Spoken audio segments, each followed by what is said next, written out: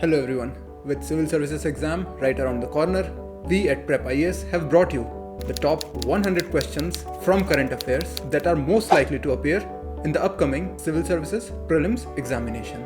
We will cover all these 100 questions in 4 different videos, with each video containing 25 questions. You will get 30 seconds to read the question and try to answer it, and then we'll solve it together. So let's quickly start with the first question. So you have 30 seconds, try to read and answer the question.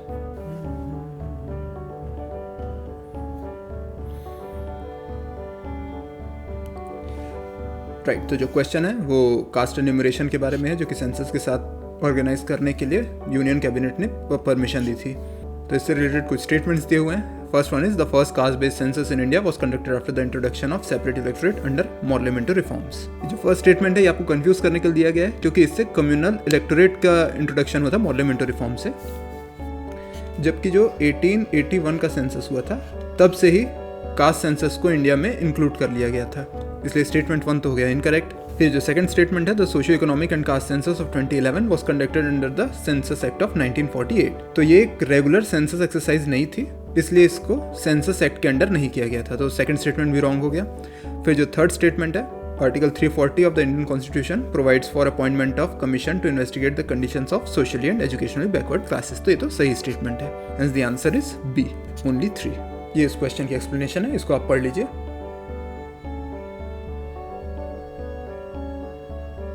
और क्योंकि हम लोग को इस video को थोड़ा short रखना है, so that we can cover maximum questions in limited time, आप वीडियो को पॉज करके इस एक्सप्लेनेशन को बाद में पढ़ सकते हैं, है ना। मैं अगले क्वेश्चन के साथ कंटिन्यू करने वाला हूँ। So take a look at the second question.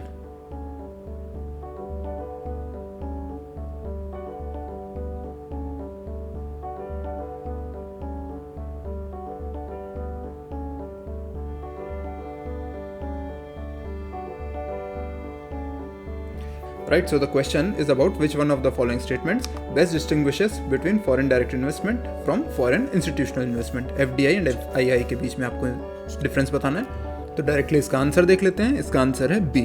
FDI typically leads to significant ownership and control, whereas FII involves short-term financial investment without management and control।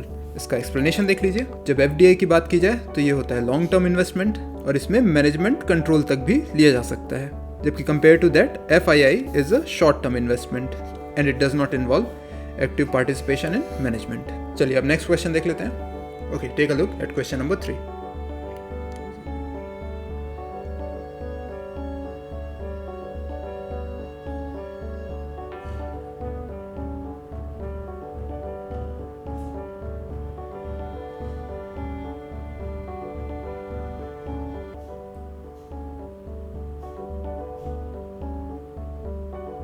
Okay, so let's take a look at the answer. Question है deputy speaker of Lok Sabha के बारे में, और ये news में आया था क्योंकि बहुत समय से वैकेंट है ये वाली जो सीट है डेप्यूटी स्पीकर ऑफ लोकसभा की। तो जो फर्स्ट स्टेटमेंट है वो बोलता है constitution of India mandates that the deputy speaker must be elected within a specific time after the first sitting of the new Lok Sabha. तो ये स्टेटमेंट तो रॉन्ग है, ऐसा कोई fix time period constitution of India में mandated नहीं है। फिर सेकंड स्टेटमेंट बोलता है by establish parliamentary convention the deputy speaker is usually elected from the opposition party. तो ये सही है। And the third statement says deputy speaker once elected is not subordinate to the speaker and holds an independent constitutional position। तो ये statement भी सही है, क्योंकि जो डेप्यूटी स्पीकर हैं वो सबऑर्डिनेट नहीं होते हैं स्पीकर के, and in the absence of the speaker the deputy speaker gets full power and works as the speaker of the Lok Sabha for the time being. तो स्टेटमेंट 2 और 3 सही हो गए, इसलिए इसका आंसर हो गया D, and here is the explanation. चलिए अब आ जाते हैं नेक्स्ट क्वेश्चन में। The next question is about private members bill in the parliament. Read the question.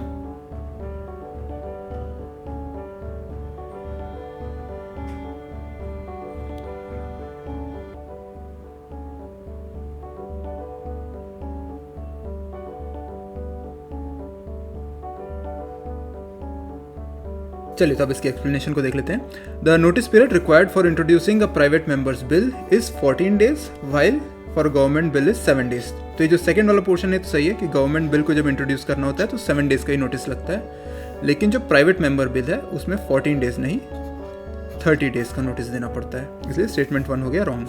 फिर जो स्टेटमेंट 2 है, the first private members bill to be passed by parliament was Hindu marriage bill of 1952। तो ये सही statement है। ये याद भी रखेंगे आप लोग कि जो हिंदू मैरिज बिल था 1952 का, वो फर्स्ट प्राइवेट मेंबर बिल है जो आज तक पास हुआ है।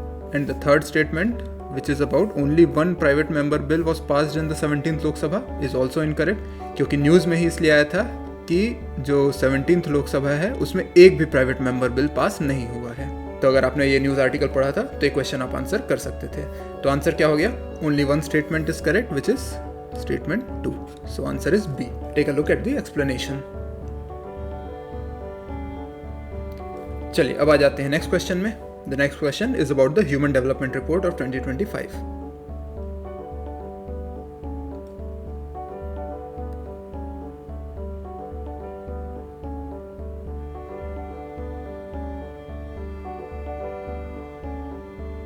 Despite improvement in India's SDI ranking in 2023, inequality in the country has worsened, reducing the overall benefits of human development. तो ये स्टेटमेंट सही है। भले हम लोगों की रैंकिंग इंप्रूव हुई है, लेकिन जो इनइक्वालिटी है वो भी कंट्री में इंक्रीज हुई है, इसीलिए हम लोग की रैंकिंग उतनी ज़्यादा इंप्रूव नहीं हो पाई इस पैरामीटर के कारण। तो ये स्टेटमेंट सही था, फर्स्ट स्टेटमेंट।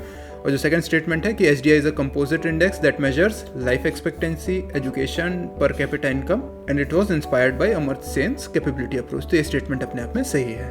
तो आंसर हो गया सी, बोथ 1 and 2 आर करेक्ट। इसका एक्सप्लेनेशन देख लीजिए।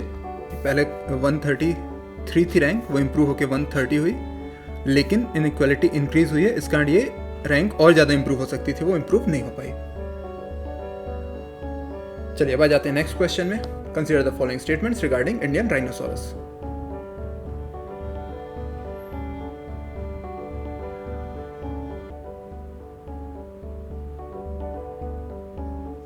It is the only rhino species in India and has a single horn made of keratin. ये स्टेटमेंट सही है। सिंगल हॉर्न राइनोसोरस ही पाए जाते हैं इंडिया में, और जो यहाँ पे राइनोसेरोस यूनिकॉर्निस नाम दिया हुआ है, ये ही एकमात्र राइनो स्पीशीज है जो कि इंडिया में मिलती है। फिर जो सेकंड स्टेटमेंट है वो इसका IUCN स्टेटस के बारे में है। तो इसकी स्टेटस एंडेंजर्ड नहीं है, वल्नरेबल है। तो ये स्टेटमेंट सेकंड है वो रॉन्ग हो गया, और आंसर हो जाएगा ए, ओनली 1। इसके एक्सप्लेनेशन आप देख सकते हैं कि ये only rhino species found in India है, और हॉर्न कॉम्पोजिशन में दिया हुआ है कि केराटिन से बनता है जो इनका हॉर्न है। फिर इसके IUCN स्टेटस है वल्नरेबल। चलिए अब नेक्स्ट क्वेश्चन देख लीजिए।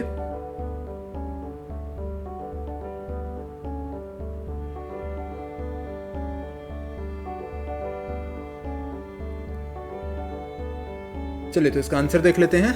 7th क्वेश्चन का आंसर है सी, और इसके एक्सप्लेनेशन भी देख लेते हैं। When we talk about the green hydrogen certification scheme, तो ये नेशनल ग्रीन हाइड्रोजन मिशन के अंडर लॉन्च किया गया था, ताकि जो इंडिया में ग्रीन हाइड्रोजन जनरेट हो रहा है उसको हम प्रॉपरली सर्टिफाई कर सकें, और हमारी जो ग्लोबल क्रेडिबिलिटी है वो बनी रहे इस फील्ड में। इसको bureau of energy efficiency under ministry of power implement करती है, और ग्रीन हाइड्रोजन को सर्टिफिकेट देने का क्या क्राइटेरिया है वो भी यहाँ पे मेंशन्ड है। चलिए अब आ जाते हैं नेक्स्ट क्वेश्चन में। You have to answer how many pairs are correctly matched.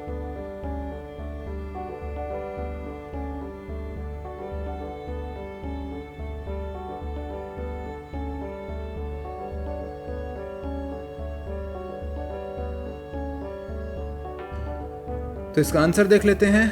इसका आंसर है B, only 3 pairs are correctly matched. यहाँ पे पेयर 1, पेयर 3 और पेयर 5 है, ये तीनों ही करेक्टली मैच्ड हैं। बाकी pair 2 and pair 4 are incorrectly matched. इसके एक्सप्लेनेशन देख लीजिए।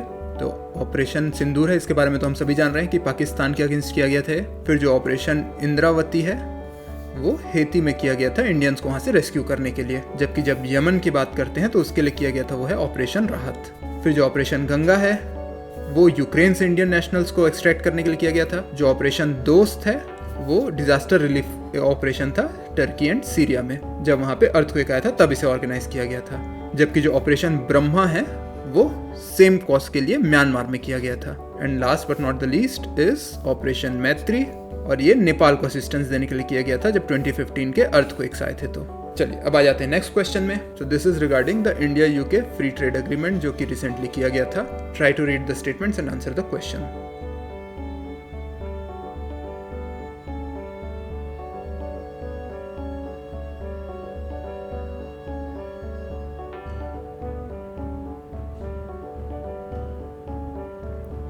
राइट, तो चलिए इसको सॉल्व करते हैं। स्टेटमेंट 1 है वो बोल रहा है कि zero duty access 99% of Indian exports को देगा यूके, और सिमिलरली इंडिया है वो 90% देगा यूके के एक्सपोर्ट्स को। तो ये स्टेटमेंट करेक्ट है। फिर जो सेकंड स्टेटमेंट है, FTA will help reduce the massive $10 billion deficit that India has with the UK. तो ये स्टेटमेंट गलत है, क्योंकि इंडिया है वो ट्रेड सरप्लस मेंटेन करता है यूके के साथ, हम ज़्यादा एक्सपोर्ट करते हैं as compare to our imports from UK. तो स्टेटमेंट 2 हो गया इनकरेक्ट। फिर स्टेटमेंट जो 3 है, one of the key features of the FTA is the 3-year social security exemption for Indian professionals in the UK. तो ये करेक्ट क्लॉज है, ये इस अग्रीमेंट में मेंशन था, एज अ की फीचर से मेंशन किया गया था। तो स्टेटमेंट 3 भी हो गया करेक्ट। तो इससे आंसर हो जाएगा 1 and 3 ओनली, यानी कि ऑप्शन सी। इसका एक्सप्लेनेशन भी देख लेते हैं।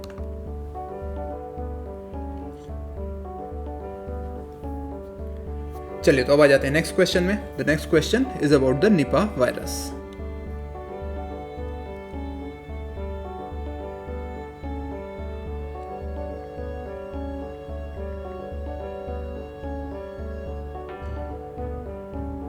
तो चलिए अब इसको सॉल्व कर लेते हैं। Fruit bats of the genus Pteropus are recognised as the primary natural reservoir of the Nipah virus, contributing to its zoonotic transmission in South Asia. तो ये स्टेटमेंट करेक्ट है। इस जीनस के जो बैट्स हैं, फ्रूट बैट्स हैं, वो ही primary natural reservoir होते हैं निपा वायरस के। फिर जो सेकंड स्टेटमेंट बोल रहा है, the government of India has recently included the Nipah virus vaccine in its universal immunisation programme. तो निपा वायरस की कोई भी अभी वैक्सीन अवेलेबल नहीं है। इनफैक्ट इस पे क्लिनिकल ट्रायल्स चल रहे हैं, लेकिन इसकी वैक्सीन अभी तक जो कि अप्रूव हो गई हो, ऐसी वैक्सीन डेवलप नहीं हो पाई है। So the statement 1 is correct और आंसर हो गया ए, ओनली 1। चलिए इसका एक्सप्लेनेशन देख लेते हैं।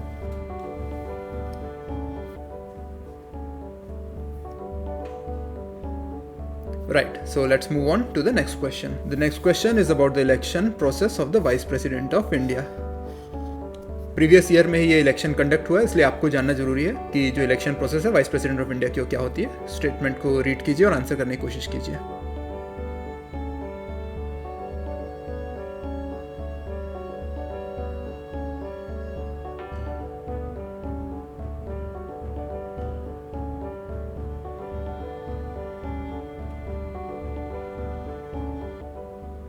चलिए तो इसको सॉल्व करते हैं। यहाँ पे पोस्ट एक वर्ड ऐड कर लीजिएगा, the post of vice president of India can continue to remain unfilled for an indefinite period after resignation. ठीक है, तो ये तो करेक्ट स्टेटमेंट है। फिर जो स्टेटमेंट 2 है, उसने कहा state legislative assemblies are not involve in electing the vice president. ये सही स्टेटमेंट है। Hence there is no constitutional urgency to fill the vacancy. ये स्टेटमेंट अपने आप में सही है, लेकिन ये जो सेकंड वाला पार्ट है, no constitutional urgency to fill the vacancy, ये फर्स्ट स्टेटमेंट को एक्सप्लेन नहीं करता है। इसलिए भले ये स्टेटमेंट सही है, इसका एक्सप्लेनेशन करेक्ट नहीं है टू एक्सप्लेन द स्टेटमेंट 1। फिर जो थर्ड स्टेटमेंट है, article 68(2) of the constitution does not prescribe a mandatory timeline to fill the vice president vacancy. तो ये सही स्टेटमेंट है कि ये आर्टिकल 68(2) है, इसमें कोई भी मैंडेटरी टाइमलाइन नहीं है कि इतने समय में वाइस प्रेसिडेंट का इलेक्शन होके वैकेंसी को फिल करनी है। और ये स्टेटमेंट एक्सप्लेन भी करता है स्टेटमेंट 1 को। Hence the correct answer is B. Both statement 2 and statement 3 are correct, but only one of them explain statement 1। और यहाँ पे जो स्टेटमेंट 3 है, सिर्फ वही एक्सप्लेन कर रहा है स्टेटमेंट 1 को। So answer is B. इसका एक्सप्लेनेशन भी देख लीजिए। Here is the explanation. चलिए अब आ जाते हैं नेक्स्ट क्वेश्चन में। The next question is about the Banking Laws Amendment Act of 2025. Consider the 3 statements and try to answer the question.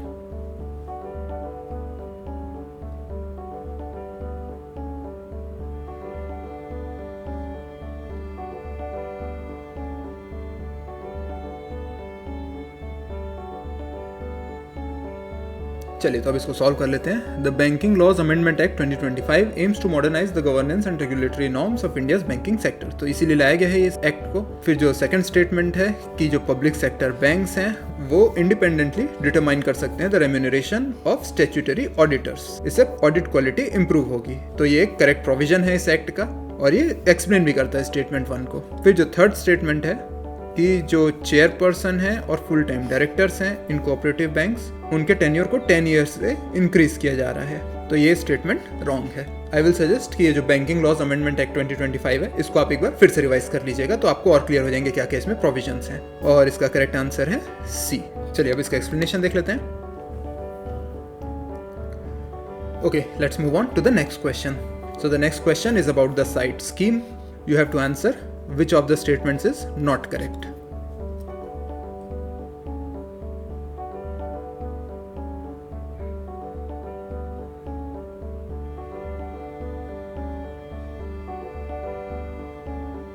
चलिए तो इसको सॉल्व करते हैं। The SIGHT scheme provides incentive to producers for green hydrogen and its derivatives through demand aggregation and competitive reverse bidding. तो ये एक की feature है इस स्कीम का, तो स्टेटमेंट सही है।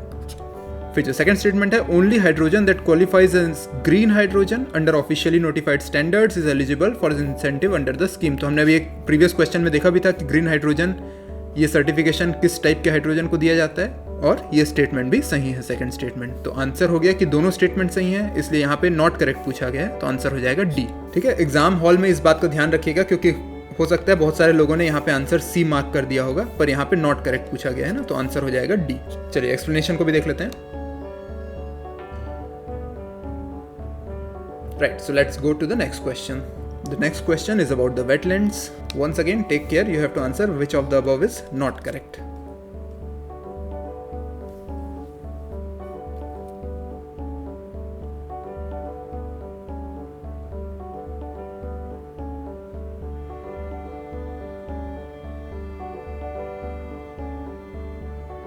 चलिए तो अब इसको सॉल्व कर लेते हैं। According to the global wetland outlook 2025, इसी वजह से न्यूज में भी था क्योंकि ग्लोबल वेटलैंड आउटलुक उतने समय रिपोर्ट बाहर आई थी।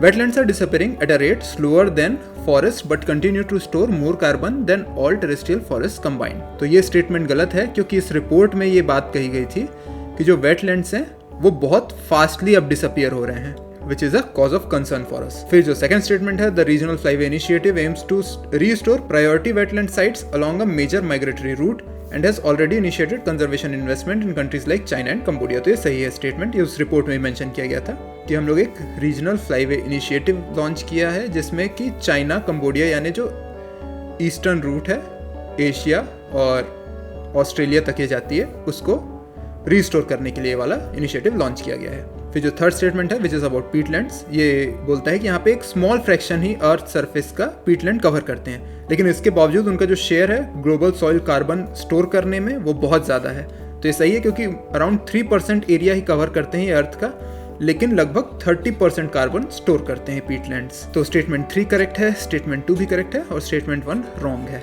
अब एक बात का ध्यान रखिएगा कि यहाँ पे नॉट करेक्ट पूछा गया है, इसलिए आंसर हो जाएगा ओनली 1A। इसका एक्सप्लेनेशन देख लेते हैं।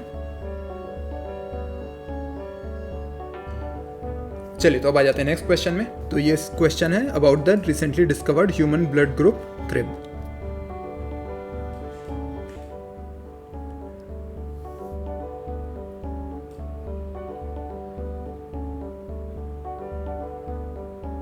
चलिए तो अब इसको सॉल्व कर लेते हैं। Crib is a novel antigen discovered under the क्रोमर blood group system, इसको याद रखिएगा। और इसको जो international blood group reference laboratory UK है, इसने रिकॉग्नाइज भी कर लिया है। ये स्टेटमेंट सही है, इसीलिए ये न्यूज में था। फिर जो सेकंड स्टेटमेंट है कि the crib blood group was first discovered in a patient from Kerala. इसमें अगर आपको क्रिब का फुल फॉर्म पता होगा तो ये कंफ्यूजन नहीं आएगी क्योंकि इसका फुल फॉर्म होता है क्रोमर इंडिया बेंगलुरु। तो बेंगलुरु यहाँ पे नाम आ गया, इसका मतलब कि ये कर्नाटक से डिस्कवर हुआ है। तो स्टेटमेंट 2 है वो इनकरेक्ट हो गया, स्टेटमेंट 1 करेक्ट है। Answer is A1 only. You can take a look at the explanation. चलिए let's move on to the next question. Consider the following statements regarding the NASA ISRO synthetic aperture radar यानी कि निसार। इसके बारे में एक question है, try to answer it.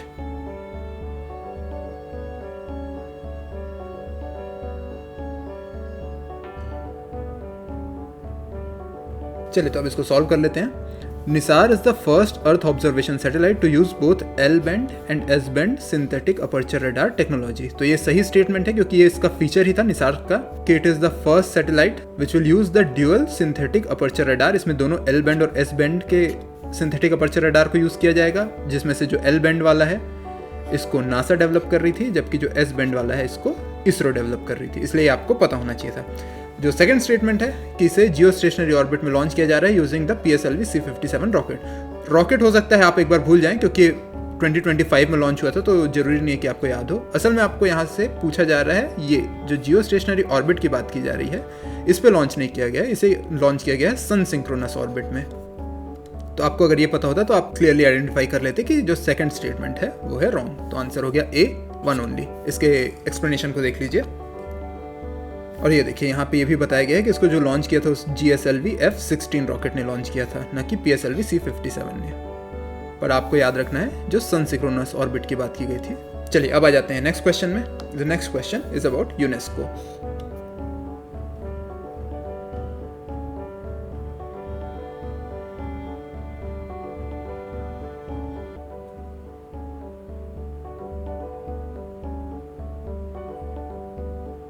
चलिए तो इसको सॉल्व कर लेते हैं। तो ये जब क्वेश्चन पूछा जाता है यूनाइटेड स्टेट्स के एंगेजमेंट के बारे में विथ यूनेस्को, ये न्यूज़ में इसलिए था क्योंकि United States has decided to withdraw from UNESCO once again. तो पहली बार उन्होंने कब किया था विदड्रॉ, तो ये 1984 ईयर तो सही है, 1984 में उन्होंने विदड्रॉ किया था। लेकिन जो यहाँ पे रीज़न दिया गया है वो गलत है, क्योंकि सोवियत यूनियन से एंगेजमेंट के कारण उन्होंने ये फैसला नहीं लिया था। ये फैसला उन्होंने लिया था because there was some financial mismanagement according to US, और जो यूनेस्को है वो एक एंटी वेस्टर्न एजेंडा को प्रमोट कर रहा है, ये यूएस ने कहा था, इस कारण से उन्होंने विड्रॉ किया था। तो स्टेटमेंट 1 इज रॉन्ग। फिर जो 2003 है, इस ईयर में under president W Bush UNESCO वापस ज्वाइन किया था यूएस ने, और इसके लिए बहुत लंबी नेगोशिएशन चली थी, तो स्टेटमेंट 2 भी सही है। फिर जो स्टेटमेंट 3 है कि ये जो डिसीजन है ये यूएस ने इसलिए लिया है क्योंकि यूनेस्को का जो स्टैंस है अगेंस्ट जेरूसलम और रिकॉग्निशन ऑफ पैलेस्टीन, इसके कारण यूएस ने डिसीजन लिया है। तो ये सही है क्योंकि इसीलिए न्यूज में भी था। So statement 2 and 3 are correct, answer is C. इसका एक्सप्लेनेशन आप देख लीजिए। यहाँ पे देखिए उन्होंने कारण क्या दिया था कि आप इजराइल के अगेंस्ट बायस रखते हैं, इसलिए हम यूनेस्को से बाहर जा रहे हैं, और आपने पैलेस्टीन को रिकॉग्निशन भी दिया है, इस कारण भी हम आपको सपोर्ट नहीं करते। और यूएस और इजराइल तो एलाइज हैं, ये तो वॉर सिचुएशन में भी आपने देख लिया है, इस कारण यूएस ने यूनेस्को से एग्जिट करने का फैसला लिया है। Okay, let's move on to the next question.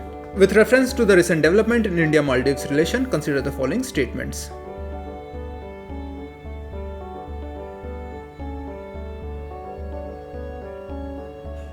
चलिए तो इसको सॉल्व कर लेते हैं। The line of credit extended by India to the Maldives during the recent bilateral summit is the first of its kind to be explicitly linked with the implementation of a free trade agreement between the two countries. तो ये statement है wrong, क्योंकि भले India ने एक line of credit extend की थी उस समय जब ये डेवलपमेंट हुई थी, पर ये फ्री ट्रेड अग्रीमेंट के अंदर नहीं आता है। इंडिया और मालदीव्स का कोई भी फ्री ट्रेड अग्रीमेंट अभी नहीं है, तो स्टेटमेंट 1 है इनकरेक्ट। और जो सेकंड स्टेटमेंट है कि जो यूपीआई और रुपए सिस्टम को एक्सटेंड किया गया है ताकि एक फाइनेंशियल कनेक्टिविटी बन जाए हमारी मालदीव्स के साथ, क्योंकि हमारे बहुत सारे टूरिस्ट भी यहाँ जाते रहते हैं, तो ये वाला सही है। जो न्यूज़ थी इसमें ये बात मेंशन की गई थी कि यूपीआई और रुपए सिस्टम वहाँ पे एक्सटेंड किया जा रहा है। तो second statement is correct, first statement is wrong, the answer is B. Take a look at the explanation. चलिए अब आ जाते हैं नेक्स्ट क्वेश्चन में। The next question is about the subordinate rules under the inter services organisation command control and discipline act 2023।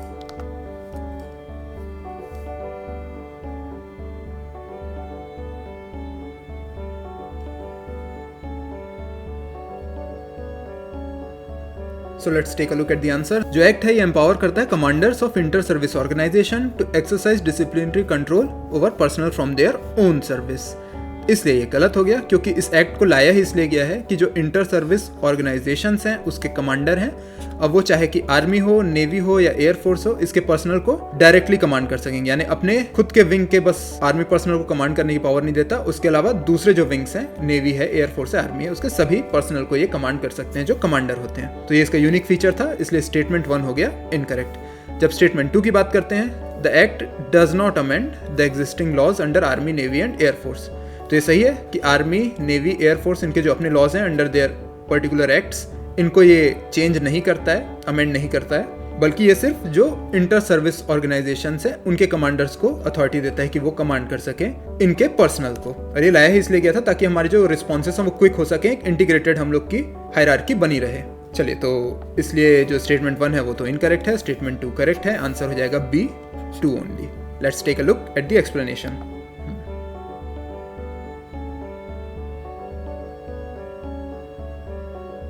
Okay, let's move on to the last question for the day. Starting में मैंने शायद 25 question हम cover करेंगे कहा था, पर मुझे लग रहा है कि 20 क्वेश्चन ही ठीक रहेंगे, वरना वीडियो की लेंथ ज़्यादा हो जाएगी और आप इसको चाहें तो रिवाइज कर लें, क्योंकि ये जो हम लोग 100 क्वेश्चन कवर करने वाले हैं इस वीक में, बहुत ही इंपॉर्टेंट क्वेश्चन होने वाले हैं। और इसमें जो भी टॉपिक्स मेंशन किए जा रहे हैं इन क्वेश्चंस में, आई विल सजेस्ट कि इनको आप एक बार जरूर रिवाइज कर लें, क्योंकि ये बहुत ही इंपॉर्टेंट टॉपिक्स थे। So it is very much possible that UPSC can ask a direct question from these topics, और they might serve as one of the statements in any given question. चलिए तो इस क्वेश्चन को पढ़ लीजिए।